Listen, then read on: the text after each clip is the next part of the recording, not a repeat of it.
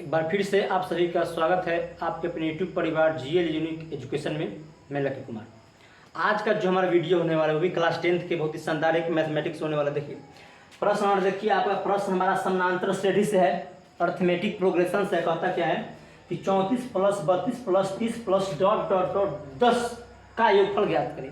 देखिए जब भी आपको इस प्रकार का प्रश्न देगा, बस आपको कुछ नॉर्मल सा फार्मूला मान लीजिए, नॉर्मल सा आपको पैटर्न फॉलो करना होगा। देखिए पहला पद हमेशा हमको ए मानना है। देखिए जो भी पहला पद अंतिम पद, बीच में तो हमेशा पहला पद, दूसरा पद, तीसरा पद, इस प्रकार से नाम है।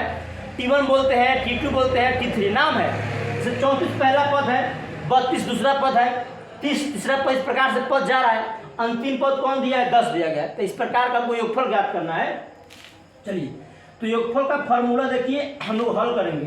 तो पहले यहाँ पे हम ए बराबर लिखेंगे कि ए बराबर क्या है? पहला पद, ए मतलब प्रथम पद। ए मतलब प्रथम पद क्या है? तो पहला पद हमारा 34 दिया गया है, तो 34 मैंने लिख दिया। फिर यहाँ से आपको डी निकालना होता है। डी मतलब होता है सार्वअंतर। क्या होता है? सार्वअंतर। डी मतलब क्या होता है? सार्वअंतर कहिए चाहे पदांतर, सार्वअंतर। डी का अर्थ क्या होता है? सार्वअंतर। छोटा डी लिखिएगा। देखिए डी निकलता कैसे है? डी निकालने के लिए बस बेसिक चीज है आपको कि अगला पद में से पिछला पद घटा देना है। अगला पद में से पिछला पद घटा देना है। जैसे कि आप, मैंने पहला पद कहा 34, तो पहला पद मेरा 34, दूसरा पद 32, इस प्रकार से पद जा रहा है। तो आप कहीं से भी निकाल सकते थे। जैसे 32 में से 34 घटाएंगे, फिर आगे बढ़ेंगे तो 30 में से 32 जब घटा के निकाल सकते हैं। आप ही देखिए दो घट रहा है, 30 है, तो यहाँ पे पक्का 28 आना चाहिए, फिर 26 आना चाहिए। इसी प्रकार से फॉर्मूला होता है G2 निकालने का। फॉर्मूला क्या होता है? T2 - A2 - क्यों लिख सकते हैं आप? या T2 - T1, T2 - T1, अगला पद माइनस पिछला पद। मैंने अगला पद T2 मान लिया, पिछला पद T1 मान लिया। अगर आप 30 और 32 को लेते तो ये आपका T3 हो जाता और ये आपका T2। बस डी निकालने के लिए इतना ध्यान देना है कि बस अगला में से पिछला घटाना है। ठीक है, अगला पद हमारा 32 था, तो 32 में से घटाएंगे 34, तो 32 में से 34 घटेगा तो -2 आएगा, क्योंकि माइनस वाला चिन्ह बड़ा है। तो डी का मान यहाँ से हमारा, डी मतलब होता है सार्वअंतर, डी निकल गया। ठीक है, अब चलते हैं एसएन मतलब योगफल का फॉर्मूला। देखिए क्या होता है? योगफल का फॉर्मूला होता है एसएन।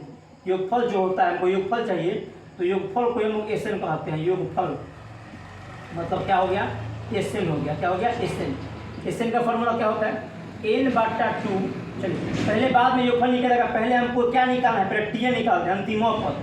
टीएन मतलब क्या होता है? अंतिम पद। तो टीएन का फॉर्मूला होता है a + n - 1 × d। टीएन निकालेंगे पहले हमको अंतिमो पद, देखिए अंतिम पद का फॉर्मूला लगाना होगा। तो अंतिम पद क्या दिया गया है? 10। तो टीएन का मतलब क्या होता है? अंतिमो पद। मैं फिर से लिखता हूँ, टीएन बोलिए चाहे आप एन भी बोल सकते हैं, टीएन बोलिए चाहे आप एन भी बोल सकते हैं। देखिए टीएन या एन लिखिए, इसका मतलब होता है अंतिम पद। अंतिम पद, अंतिम पद। तो पहले हम अंतिम पद क्या 10 दिया था, तो टीएन बराबर फॉर्मूला क्या होता है? a + n - 1 × d होता है। अंतिम पद क्या दिया है? 10 दिया है, तो यहाँ पे 10 रखिए, और a का मान 34 है, तो यहाँ पे 34 रखिए। n हमको निकालना है, तो n का छोड़ दीजिए। d देखिए, d क्या है? -2। बस टीएन मतलब अंतिम पद, सबसे लास्ट 10 है, 10 रखिए। a का मान 34 है, 34, n - 1, तो n - 1 हमको n का मान निकालना पड़ेगा। और d का मान क्या होता है? d का मान देखिए -2 दिया गया, तो -2 हो गया। ठीक है, अब यहाँ से आप क्या कीजिए कि 34 प्लस में साइड चेंज कीजिएगा, बाएं तरफ आएगा तो माइनस में हो जाएगा।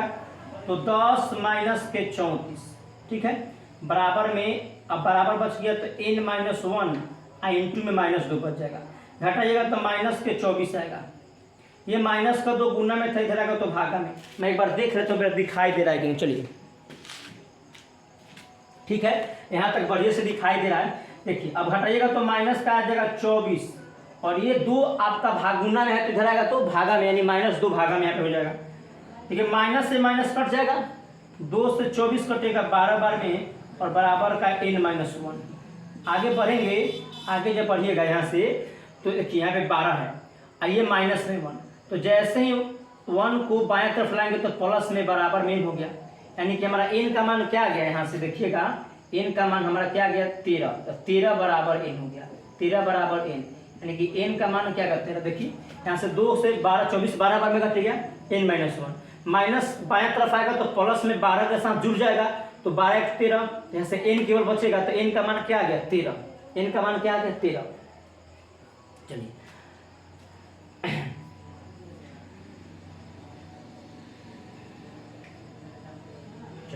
अब हम लोग एसएन का फॉर्मूला लगाएंगे, एसएन का फॉर्मूला लगाइएगा। चलिए अब देखिए एसएन का फॉर्मूला होता है n/2 इंटू ए प्लस एन, ए प्लस एन, ये एसएन का फॉर्मूला हो गया।